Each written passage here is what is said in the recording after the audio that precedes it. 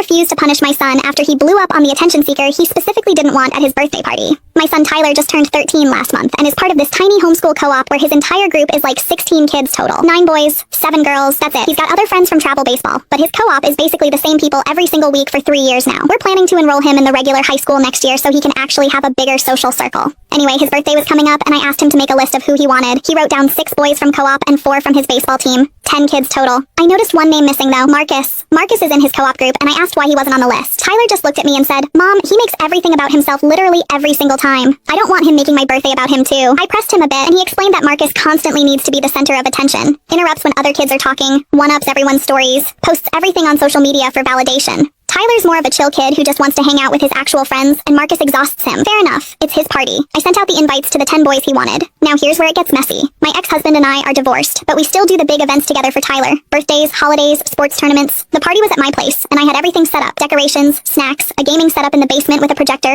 I ordered this special ice cream cake that Tyler had been obsessing over for weeks. It had his baseball number made out of Oreos on top and came with sparkler candles that burn in different colors. He saw it on Instagram and begged me for it. An hour before the party, my ex shows up early and mentions casually that he invited Marcus. I'm like, what? Apparently Marcus's dad found out about the party somehow and called my ex asking why Marcus wasn't invited. Instead of backing up our son's decision, my ex felt bad and sent Marcus an invite without telling me or Tyler. I was pissed, but the kid was already on his way. So what could I do? When Marcus walked in, I watched Tyler's face just drop. He looked at me, then at his dad, and I could see him trying not to get upset. I pulled him aside and told him to just try to enjoy his party and ignore Marcus. He nodded, but I could tell he was already tense. For the first hour or so, it was actually fine. The boys were playing video games, doing a basketball shootout in the driveway, taking group photos. Marcus was being kind of loud and trying too hard to be funny, but nothing too bad. Then it was time for cake. Everyone gathered around the kitchen island, and I brought out the ice cream cake with the sparkler candles already lit. Tyler's face lit up. All his friends pulled out their phones because they wanted to film the colored flames. Right as everyone started singing happy birthday, Marcus grabbed Tyler's phone off the counter, held. Click the link in my profile to watch the exciting follow-up.